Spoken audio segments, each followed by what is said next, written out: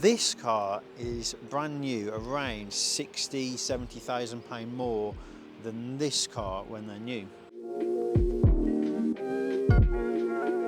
I'm Duncan from Auto Shine in Tinting, and it's happened again. A customer's dropped his vehicle off with us, this beautiful Range Rover SV, and he said, do what you want to do to the car. I want it special. I trust you. I don't want it to look like another car. So, although I appreciate the trust, there's a lot of pressure, because I'm guessing he doesn't want me to wrap it gloss pink, but he knows I won't do that.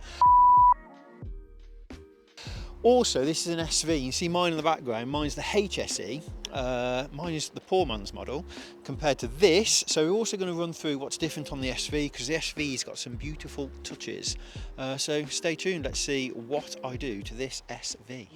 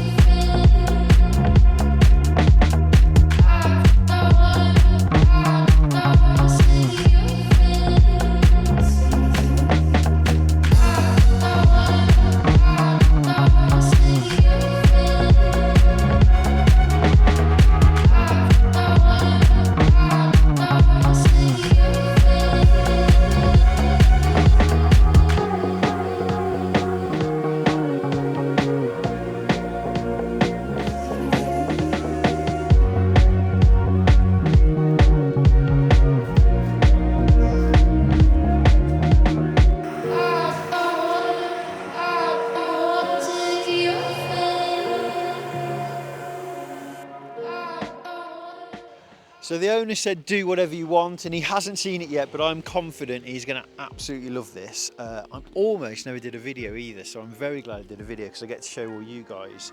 Let's quickly run through all the changes we've made. So the only thing I wanted to keep the same on this car was this tinted chrome effect. It's on here, and there's a strip of it on the tailgate, and I didn't want to mess around with that, but it does scratch like crazy. So we've put the gloss PPF over it just to keep it looking exactly how it is, but keep it protected. The satin PPF, you can go several ways with this. I've gone the full body coloured route. So on most cars, your BMWs and everything, they're all body coloured, especially the top models, but on Land Rovers, they've all still got a lot of gloss black plastic. So if this was a white car, this would still be black. I wanted it all the same. I think the look really works well on these. Also went with the roof. Controversial, there's some guys in the workshop that think this should have a black roof, but we've rolled with a satin roof and I think it works.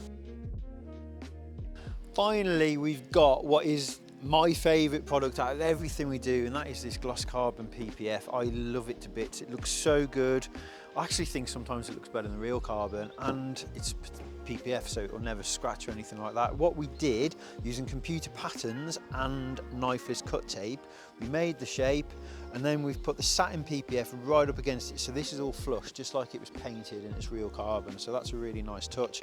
Also, this car had some of the satin grey trims on it. We didn't think that worked with the look of the car, so I've covered them all with carbon around the car, including the bottom of this bumper, and that bumper leads me on to comparing a few of the differences between the SV and the non-SV.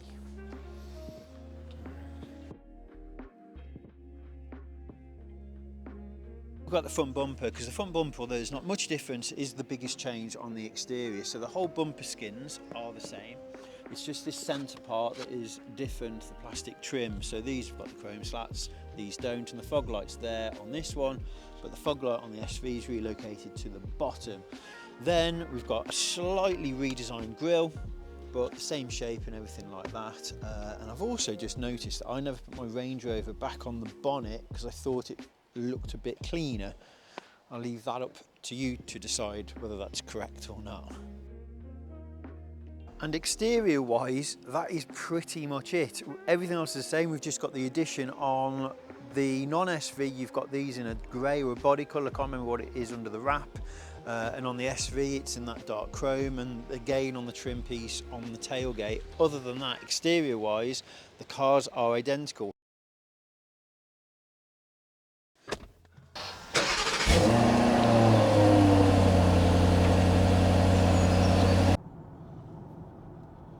So the SV has the 615 brake horsepower engine from the BMW M5, and it is a very, very good engine. 4.4 litres, V8 twin turbo. It is fantastic. My only thing is, I don't know if it's needed in this car, because this car, you are not racing, it's not a sport. I've driven my car hard and it can perform. You put it in dynamic mode, it is quick, it does what you want it to do, but you do feel a bit guilty. You do feel like you are kicking a puppy if you're cornering fast in it. It can do it, but you just feel bad. The suspension feels the same. Everyone knows the Range Rover is boaty, but the new model, I wouldn't say is boaty at all. It's boatier than some things, but it is really good, and put it in dynamic mode, it transforms the car, and it's fairly firm suspension. Don't get me wrong, it is still a big car, you're aware of that. But this car, this engine has the difference that it accelerates quicker. It accelerates 0 to 60 in 1.2 seconds quicker than my hybrid. But do I need it? Let's go around this roundabout and find out.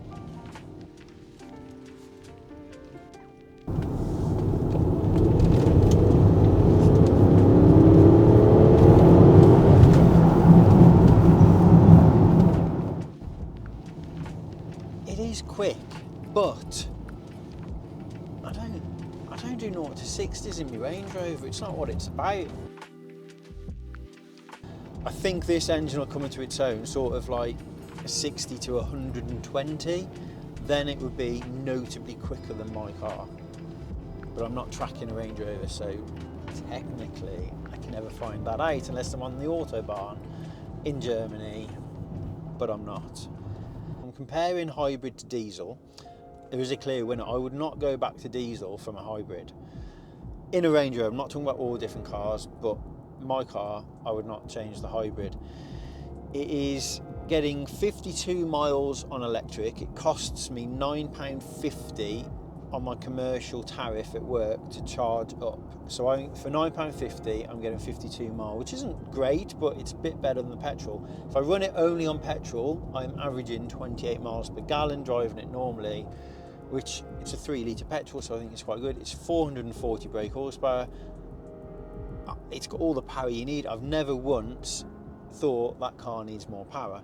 This, however, is a different kettle of fish. So the biggest changes in the interior are actually nothing to do with the fact it's an SV. It's to do with the fact it's an earlier model compared to mine. And although it's the earlier model, I actually prefer this because it's got the external climate controls where mine are all on the screen. Very annoying, but you do get used to them, to be fair. But what you don't get used to is the missing volume knob, because this is in the perfect position. My car doesn't have it and I hate it for it. So yeah, Land Rover, bring back the external volume knob, please.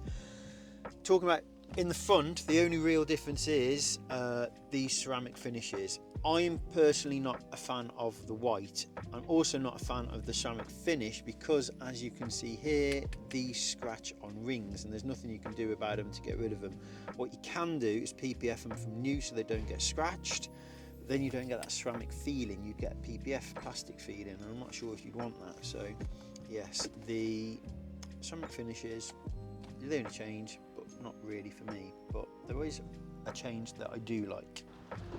Now I say it's my favourite change, but it's all to do with the back really, so as I drive it doesn't really affect my life. Firstly, the trims. These are obviously optional, but I think most SVs came with this because every SV I've seen has had this. This is like a dark grey wood. Mine has gloss black, and I do actually prefer the gloss black. I've got it PPF so it can't scratch, but I do prefer the look of the gloss black, I think. The seats are the same but different. So majority of the seat is the same, but this bit is different, and that's on the front seats as well. And I like these V's, I do really like this. The biggest change, my most exciting one, is this button, because you won't believe this, but in my car, I physically have to use energy and pull this down. I don't have a button. And now it annoys me I don't have a button. I also have a screen in this one where my car doesn't, and I can press that and it electrically reveals, you waiting, you ready? Cup holders. Mine, I have to press a button and it's like on hydraulic, it's not electric, it's not the same.